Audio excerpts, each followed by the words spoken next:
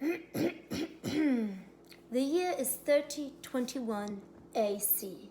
That is, after chaos. You see, the humans of this time period, after 3020, decided to call this time period AC for after chaos, as the humans of the periods before had caused so much chaos.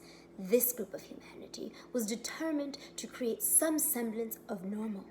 However, this is the story of a utopic dystopic, where hardly anything ever made sense. This is the story of Miss Misty and Mr. Hector and their firstborn babe Newton. You see, Miss Misty and Mr. Hector had been married one time previous. Then chaos ensued, and they married a second time after trying to find some normalcy.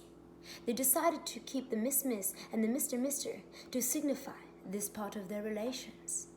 You see, in this utopia dystopia, called Zuzu,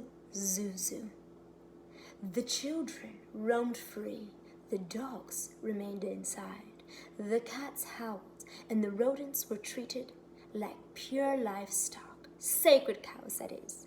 Miss Misty, Mr. Hector, and Babe Newton all lived in a purple felt house with a door made out of toilet paper rolls, stuffed with asparagus.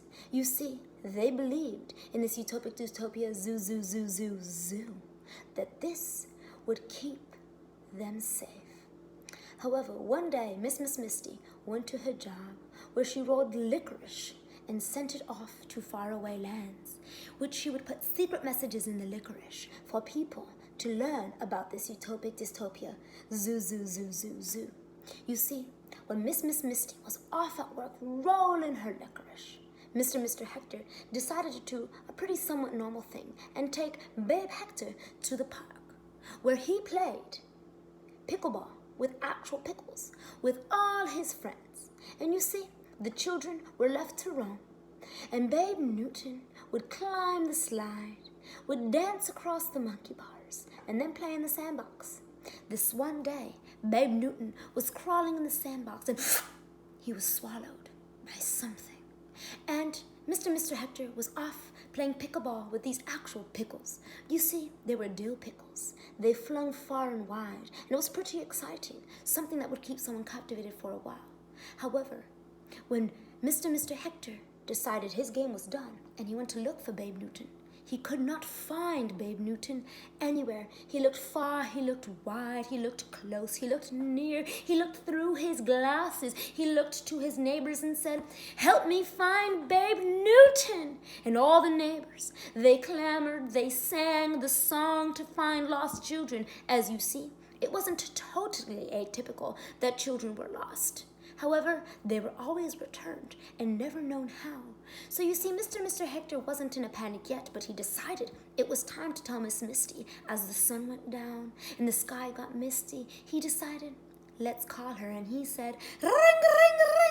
Miss Misty, we have a problem. Our Babe Newton is nowhere to be found. So she came from her licorice rolling moment, and she came to the park to look for her Babe Newton.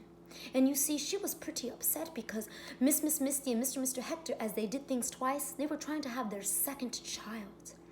And she did not want to lose her only. So she was looking and looking. She ran through the forest where the rabbits were rolling and barking at her and telling her, "Go, Miss Misty." And all of a sudden, she saw this grand Goliath that was known to perhaps take children. She saw Mr. Goliath and she ran to him, and he went into the forest.